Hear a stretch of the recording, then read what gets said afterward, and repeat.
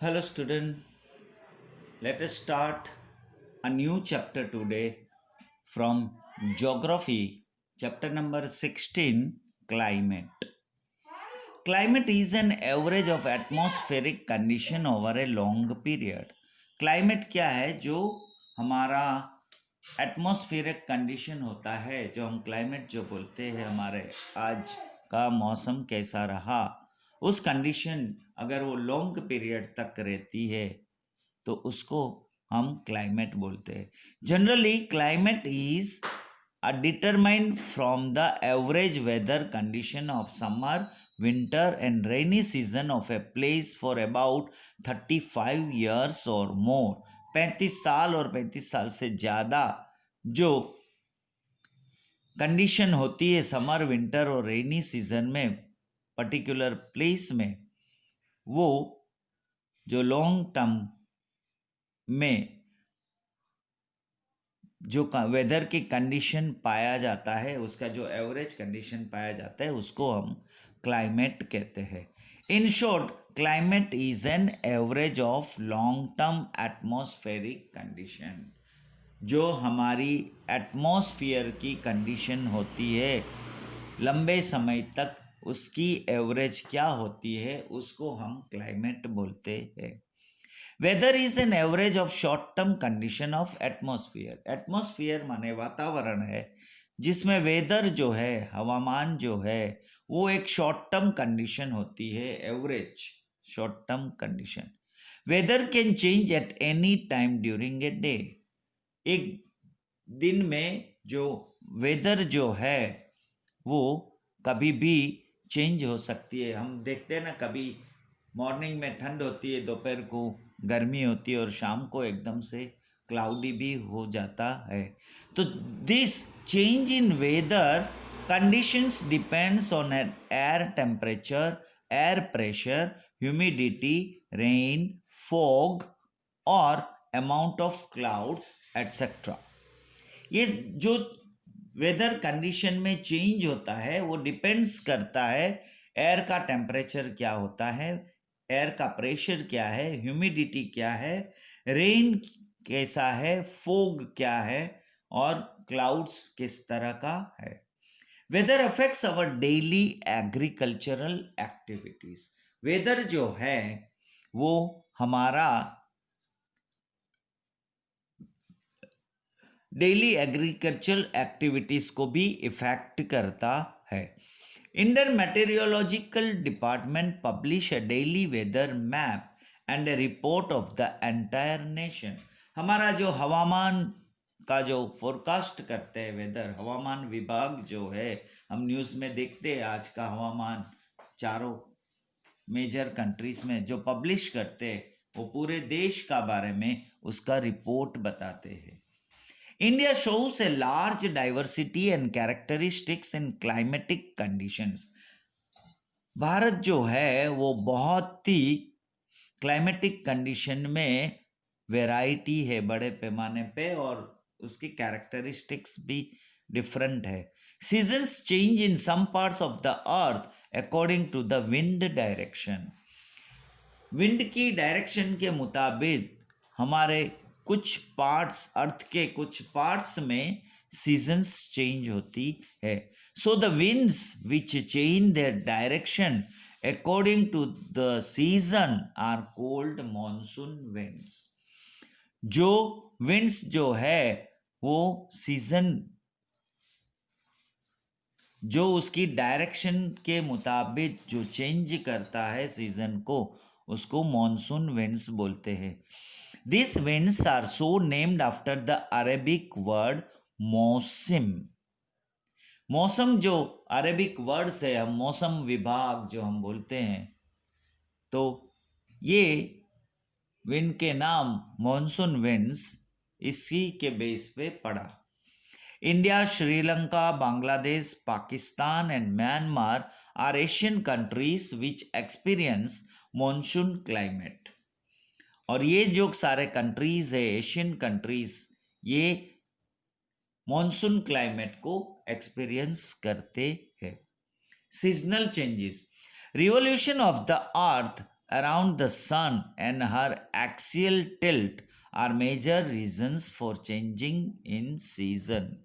Season को change करने में मेन जो रीजन है, जो अर्थ जो है, हमने देखा कि पृथ्वी जो है वो सन के आसपास अपनी धरी पे रिवॉल्व करती है, गोल घूमती है. The axis of the earth is tilted at 23.5 degree and makes an angle of 66.5 degree with the orbit. जो यहाँ जो आपको चेंजिंग सीजन्स जो यहाँ दिखाया है, जो सन जो है वो फिक्स है और अर्थ जो है वो राउंड है, और हमने देखा कि वो अपनी एक्सिस पे गोल घूमता रहता है. Seasons are caused due to the axial tilt. ये एक्सियल टिल्ट के हिसाब से जो मूव करती है उसके ऊपर जैसे मूव होता है तो उस हिसाब से सीजन होती है. Regions receiving more sunlight experience summer.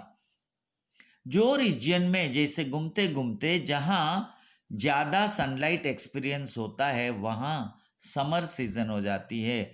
While regions receiving less sunlight, जिस रीजन में ऐसे घूमते घूमते जिस पर पृथ्वी के ऊपर सन की रेज होती है, अगर कम सनलाइट होती है तो विंटर को एक्सपीरियंस करते हैं.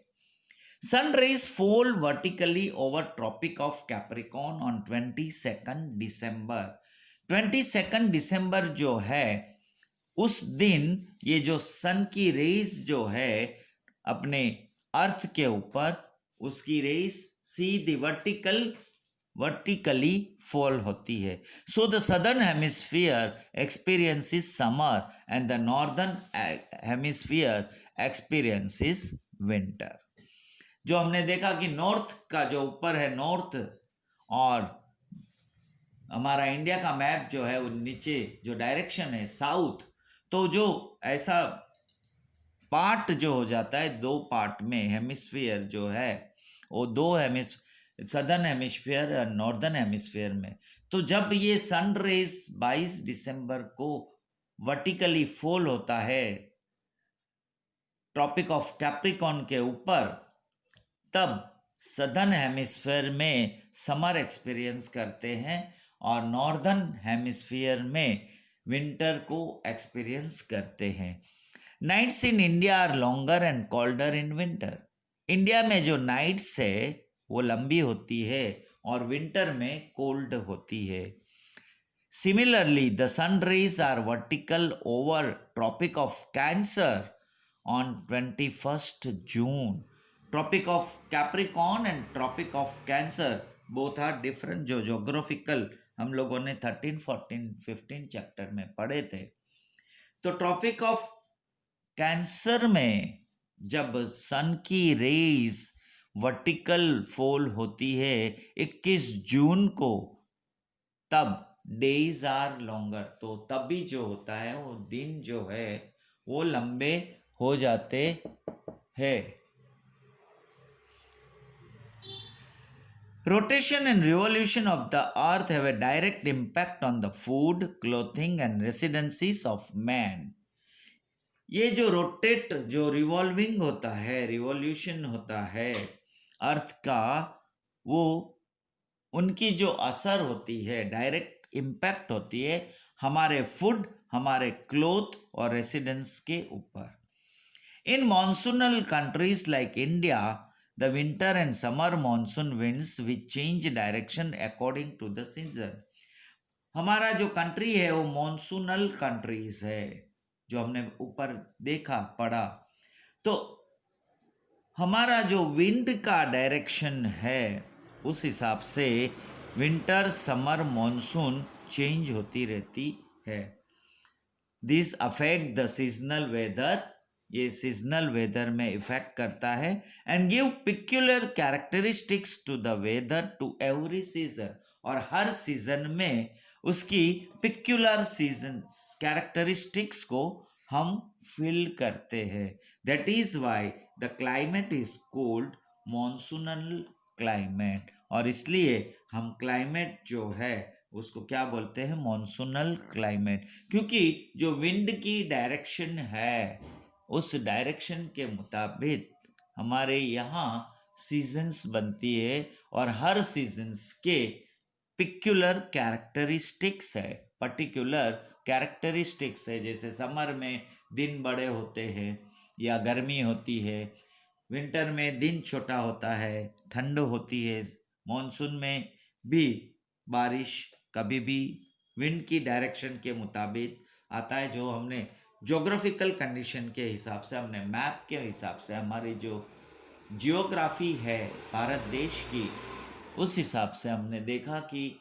नॉर्थ साउथ ईस्ट वेस्ट में जो हिमालय है और 3 साइड जो है वो पेनिनसुलर एरिया है। So here we stop today's lecture. In next lecture we'll see the variations in the climate of India.